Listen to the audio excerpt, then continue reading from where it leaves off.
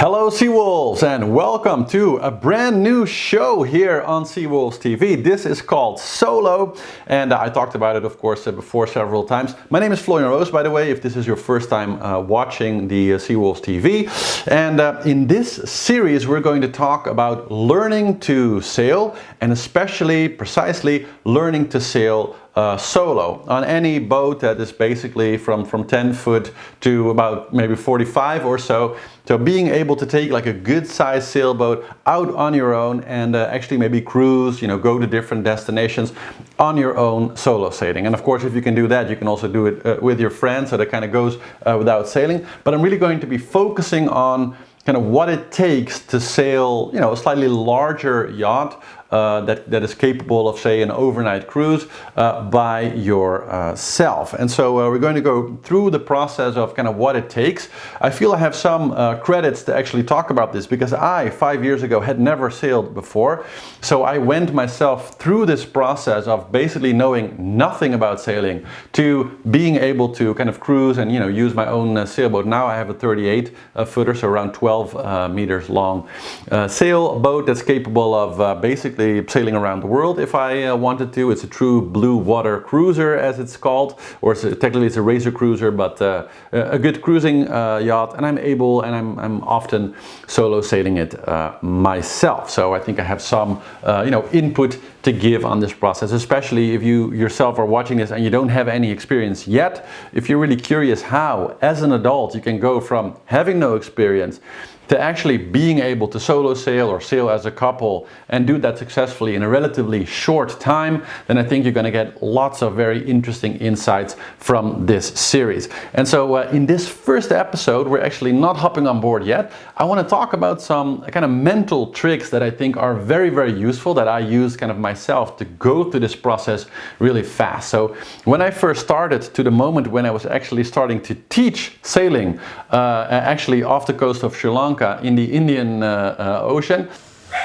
So straight into the wind. Now the sails, both of them, will kind of go everywhere. So they will kind of don't know where to go, and they will flap to both sides.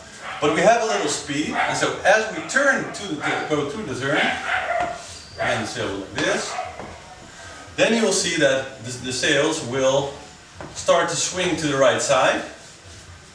So I will release it, and if we make a turn, the sail is on that side now, on the opposite side. And I will... The time between buying my first boat, knowing absolutely nothing about sailing yet, and actually starting to teach sailing was about 4 or 5 weeks. So really, really fast, right?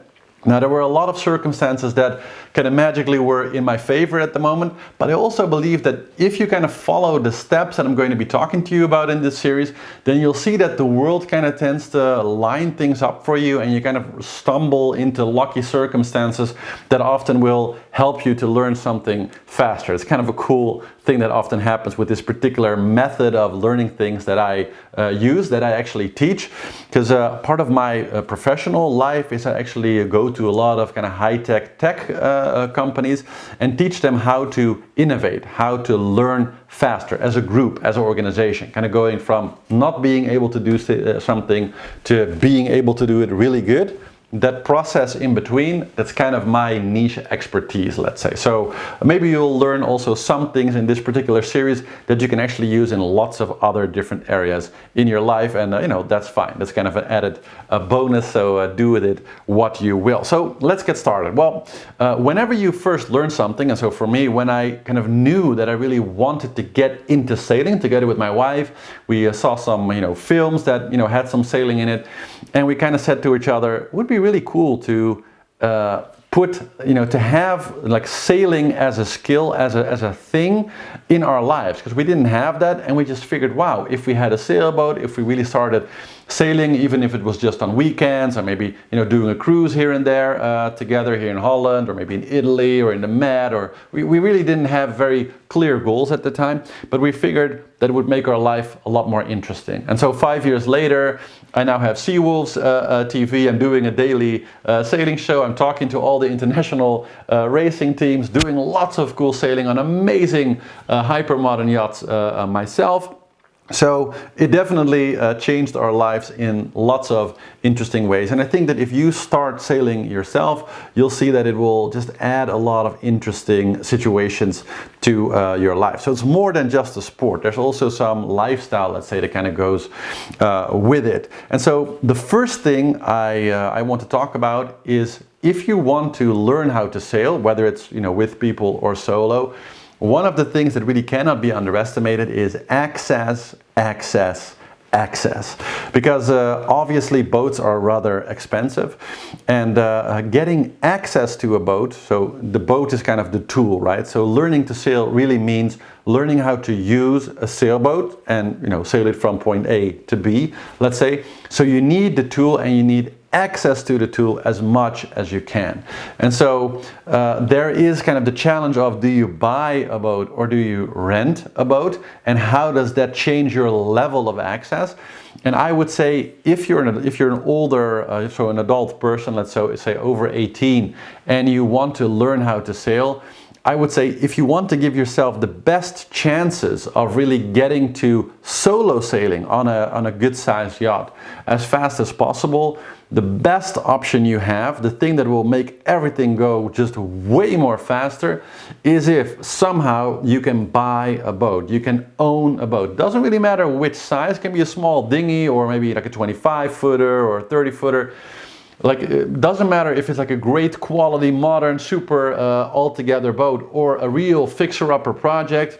Whatever you can afford, if you can get yourself to the point where you actually own it, even if you haven't sailed at all yet, that'll give you a big leg up on actually learning this stuff. It was also my first step. So when we first started, we basically figured out that I had something like maybe 2,000 euros or something that I could, spend on the total project of us learning to sail for a few months, basically for one summer, where I said, well, let's try this summer to learn this. And I figured I had about 2,000 euros to spend. So I just took my 2,000 euros and said, okay, what boat can I find that I could own for at least one summer that'll all totaled cost me like 2,000, maybe 2,500 euros or so, and then we'll see, where, as we say in Dutch, waar het schip strandt, which means like where the boat, kind of ends up, and that's what we did. So I went on the Dutch eBay, let's say, and I just tried to find the biggest boat I could for the lowest budget, and I ended up with actually a pretty amazing deal. So I bought a 9-meter, so like a 32 foot or so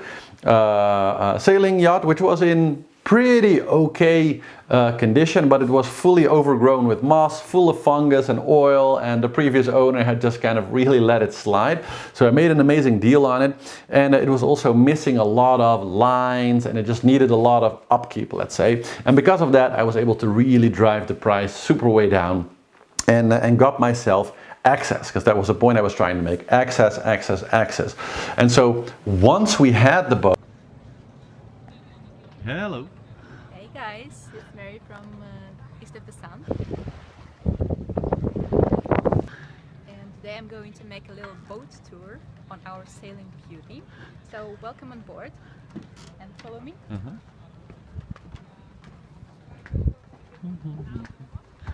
Mind your steps. I shall. Okay, let's start from the bow. And as you can see, we do not have a furling system for the sails, so we kind of do it in a traditional way, which takes a bit more time, but we actually like it. Here's like anchor winch, and an anchor that we just recently painted. I recently painted it. So Very beautiful, very beautiful.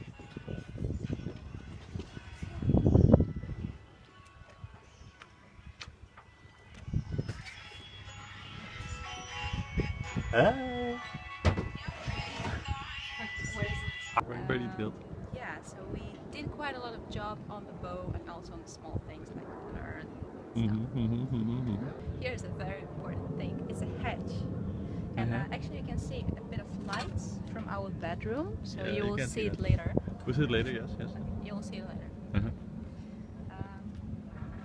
Follow me to the stern. By the way, as you can see, there's some solar panels. We can actually... also there in the back, yeah. Also in the back, we'll get to it. That's how we get all our energy while we are sailing. Here's the bimini, which was recently washed because it was super green. Yeah. After years of not being maintained. So we're kind of also proud of that because it looks very nice and tidy. Spiffy looks. It looks spiffy. Spiffy. Okay. Another solar panels. 160 watts for the people at home. Yeah. I have no idea. Here's the stern. Here's the place where we usually sit while sailing. Chef and captain at the same time. With a nice overview of everything around. And we have a tiller. We don't have a wheel. Yeah. Actually feels nicer. Yeah. Comfortable. Here's a radar reflector. Uh-huh. Yeah, I have no idea what That I still have to mount actually this weekend, but we'll yeah. we'll get to it. Yes. Yeah, and of course this kind of setting we only have when we are in a harbor mode, because while sailing it's very nice and tidy. Nothing extra here. Okay, well, let's slowly get in. And mind your steps again. View from there. Yeah. Hey guys, here's our tiny house. And it's very organized just for the video, but of course you can see that we are still humans because we have some dishes. Dishes, yes. Not done. Here's the compartment which I'm very proud of because it's like my department, kitchen, the place where I belong.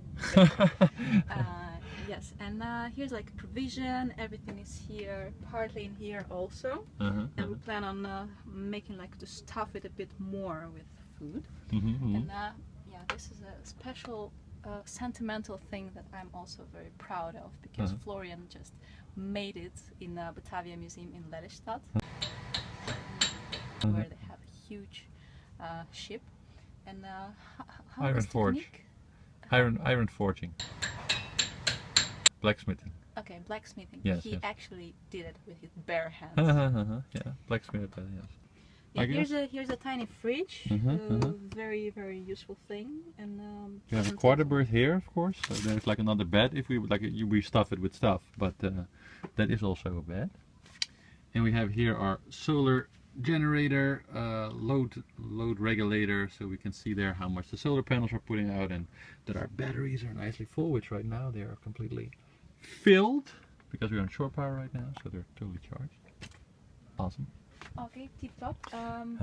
Our Yeah. funky 60s couches, which Yeah. came with the boat. It wasn't our idea, but actually, yeah. I'm Actually, a question, guys, because we're really doubting right now what color we need to make these pillows. I'm starting to like it. Material. This funky Because thing. Florian started to like it, and it's kind of scary moment for me because I didn't want to stuck with this particular material.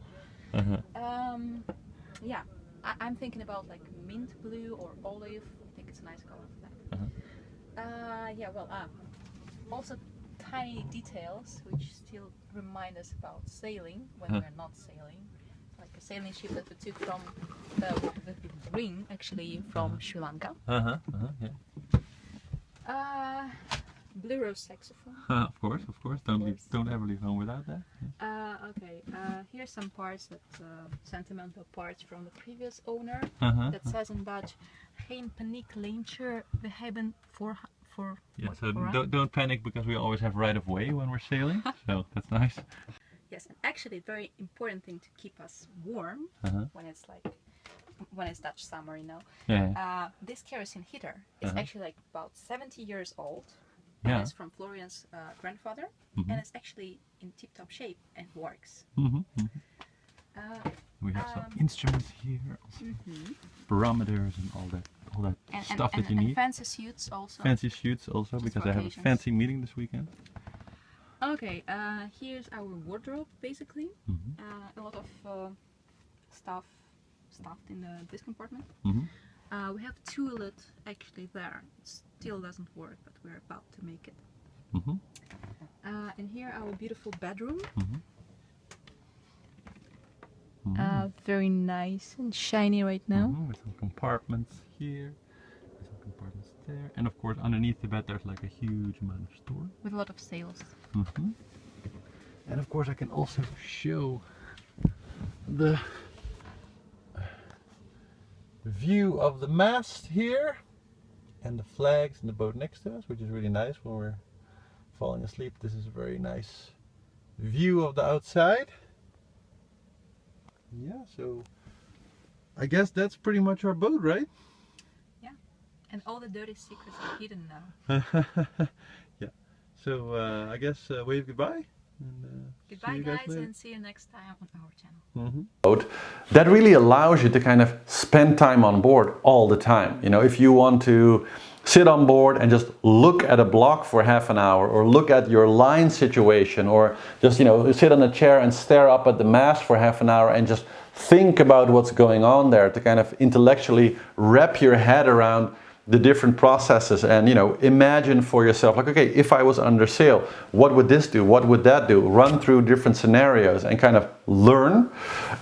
It really helps when you have full access. And when you're renting a boat or maybe part of a sailing club, all this type of things are good. And if that's your option, you know, the only option you have, go for it, of course.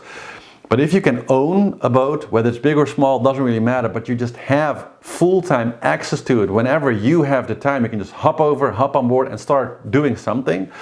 It really, really helps your process. So anything you can do to just get some kind of sailboat and spend time on board, that'll really help you. Then the next point, I always call it démontage. It's kind of the French word for taking stuff apart. I think it's one of the most beautiful words in the French language, démontage. And that's kind of the next step that I did. So I looked at literally every part on the boat and started to pick it apart and then try to put it back together again. And that is something that maybe sounds a little bit counterintuitive. You want to learn how to sail, so why not just get on the water and do stuff, right? But I actually spent about 2 weeks, I think, just looking at all of the different systems, the engine, the electrical system, the rudder, you know, the sails, the stays, all the different parts on board. And because it was my boat, I could basically do whatever I wanted. And so, you know, I just started to unscrew things, take a little bit apart, try to put it back together again, with the goal of trying to understand how it worked. And I also had some mysteries on my boat where, you know, there were some lines missing, there were some, you know, blocks and tackles and different things around where I didn't know what it really was for. I found some stuff on board that later turned out to be preventers and different things. By the way, if I'm using terms that you don't understand, we'll get into, you know, what all those things mean later. But I found different things on board where I had no idea what they were for, right? And so a lot of that involved me calling the previous owner or looking online and just kind of guessing what maybe the name of something was, and Googling it and just figuring out what it probably was for and how, if I was under sail, I would use it. And so that takes some time, but it's kind of fun because it's like you're stumbling into the Great Pyramid and you're saying to yourself, well, here's a big mystery to solve. Well, to me, that's kind of what my first sailing boat was. I had no idea. It was mine, so I could spend as much time as I wanted there. And, you know, just taking the time to figure it out and figure out what everything was for was actually a lot of fun. And of course, it was also something that me and my wife were kind of trying to do together, watching some sailing videos and just kind of figuring it out together, right? So access, and taking as much stuff apart just for the fun of it and for kind of the educational experience of figuring it out how it actually worked. And then the next part for us was really to, I call it understanding in 6 senses, and it means putting yourself into a position where you don't know what you're exactly going to do. You don't really know what you're going to experience. And so it's kind of my way of learning is to experiment. And that means to set up a situation where I'm going to put myself right on the edge of what I understand in order to kind of get new knowledge. And so when it comes to sailing, we decided that we wanted to learn without any teaching or workshops or a teacher around or anything. And so the way to do that safely was, of course, to take every possible precaution we can, set a very clear goal for the day. So one of our first goals was, for example, we knew how to turn the engine on and everything, is to just take our boat out of the slip, motor for like 10 minutes or something, turn around.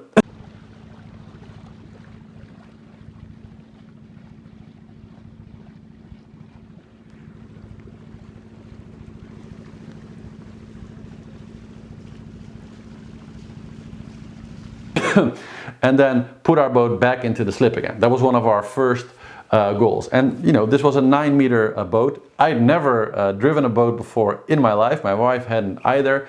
We'd never taken off out of a marina, out of a slip. We never done any of that, right? So our first kind of goal, our whole process was, okay, what do we need to do? Which line do we throw loose first? How does it work to reverse a boat and then change from reverse into forward? And then what do we do? Do we turn the left side or do we go the right side? Is there any difference?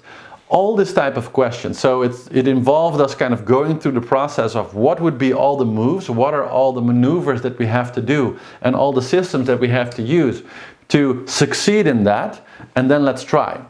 So instead of having a teacher teach us, it's more like, well, what if we are the inventors of boating and sailing, and we just put this boat together when nobody else in the world has ever made a boat before. It was like we were the first person to ever invent a boat. They didn't know what they were doing, right? Well, we didn't know what we were doing, but we figured what we wanted to do. We set ourselves kind of up for success, like preparing the lines. Of course, we read about what it takes, and is there one side where the boat will turn around faster, and we kind of learned everything we could learn from the internet and from books and from videos. And then once we figured out that we knew kind of all the relevant factors, we just did it. Right? We just see what would happen. And so we had a lot of fun experience where getting out of the slip was okay, sailing a bit, not on the sail, but like motoring a bit was okay, turning a bit was okay. But then getting back in the slip, of course, with us having no experience and having read about, you have to take the boat in pretty slow.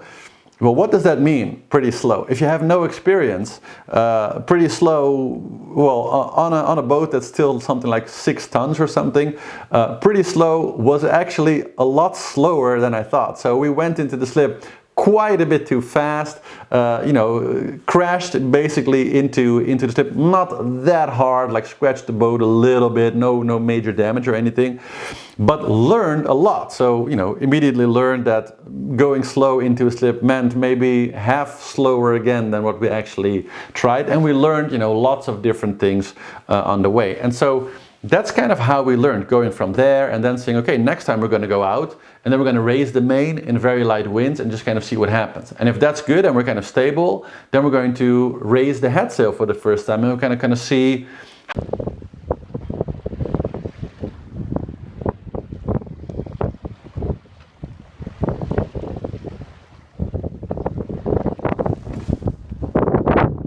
Chef and captain at the same time.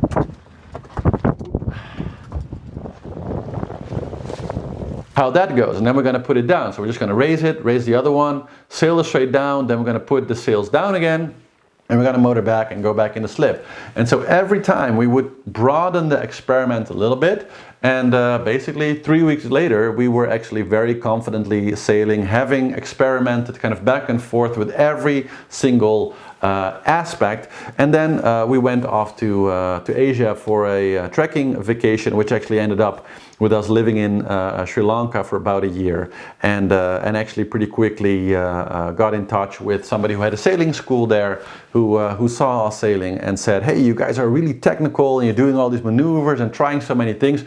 Can you actually teach our team some of your maneuvers? Because we were basically teaching ourselves things like man overboard situations, and we're trying every maneuver under the sun to kind of wrap our heads around how it worked and get experience with that. So I was just renting boats in Asia, and keeping experimenting, trying to sail as much as we could.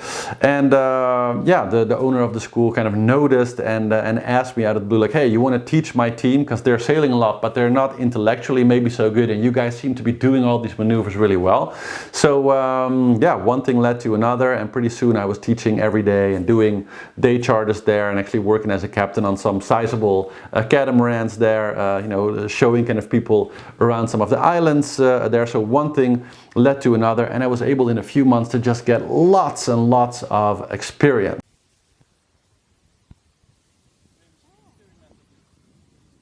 Who's the captain today?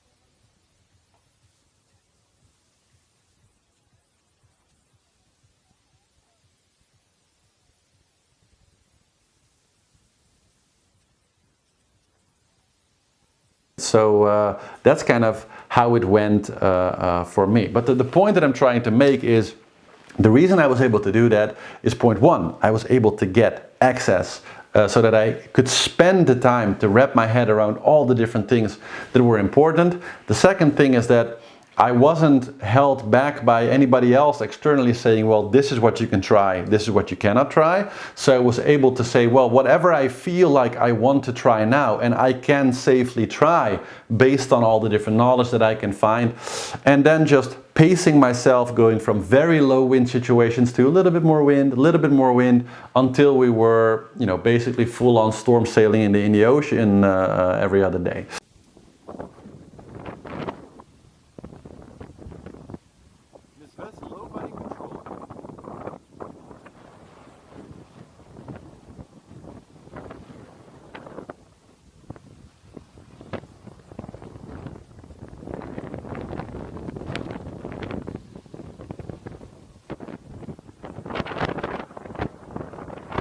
And so that's also my advice that I would give to you. Now, of course, that was a very specific situation with my circumstances, but wherever you are, wherever you live in the world, the points are the same. Try to get yourself as much access to a boat as possible. Then try to really wrap your head around all the intellectual parts and figure out what the systems are for.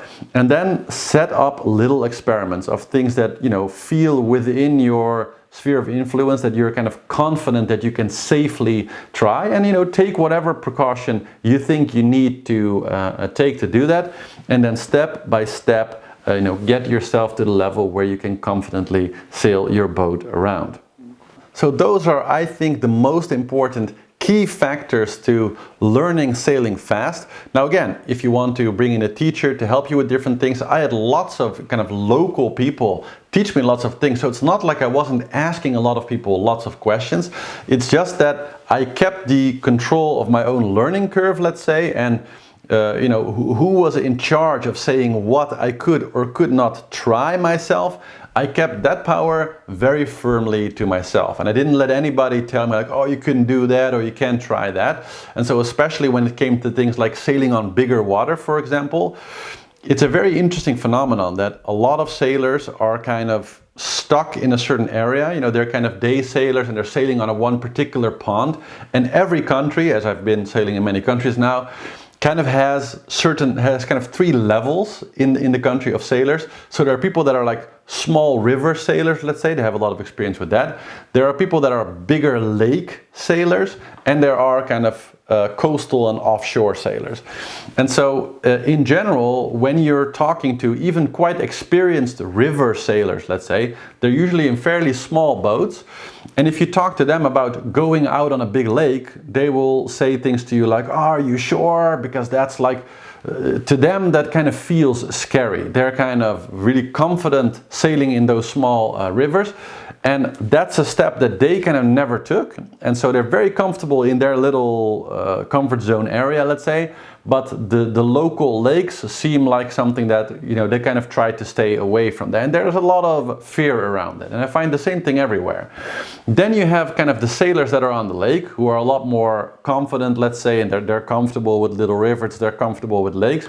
But often for them, if you talk to them and you ask them like, so do you ever like sail actually out on the sea, you know, in the salt water? Do you ever do like an overnight cruise or anything like that? They will say things like, no, I kind of like, you know, the day sailing on the lake and everything. The sea, that's a lot more dangerous. There's a lot more involved. You know, that's not something they want to tackle. And so there's again kind of a group that if you say like, oh, I'm thinking about actually going on the salt water, they will, you know, throw a lot of bears onto your road and, you know, tell you a lot of stories like, oh, that's, you know, you need a lot more experience for that. And you'll get a lot of their fears, the things that are stopping them from actually trying that, which is not necessarily you know, productive for you to get yourself into the right frame of mind to actually take a bigger challenge and, you know, do a day sail you know, off the coast of whatever country you're into, you know, get some experience there. And then the third group are people that actually do, you know, some coastal sailing, do maybe some weekend hops and actually do some small level cruising. And I would say that there is still the fourth group of people who are doing like small day cruises and then really doing several overnights and longer trips. But I would say that most people who are comfortable doing like a weekend cruise or whatever would be comfortable doing a multi-day cruise. Like once you do overnight sailing and stuff, the difference between sailing one overnight or actually just continuing sailing on and going for 3, 4, 5 days overnight, that difference is generally not so big. You're already comfortable in the same kind of bigger seas or ocean conditions, right?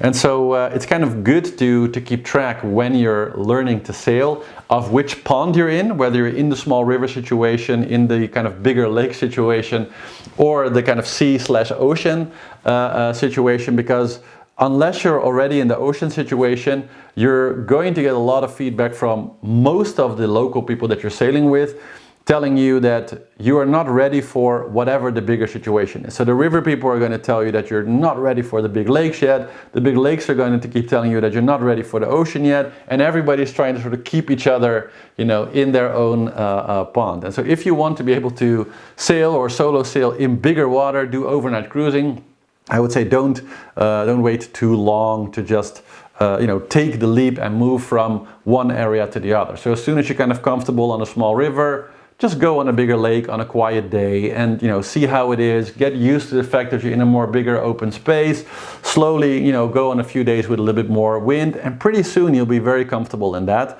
And then once you're comfortable there, you know, it feels scary to go out on a coast for the first time, it feels scary to go on the sea, but wait for a calmer day with maybe 5, 6, you know, under 10 knot situation. Just go out there, get comfortable again with like, oh, this is bigger, maybe there's only a beach on one side and the rest is just open water.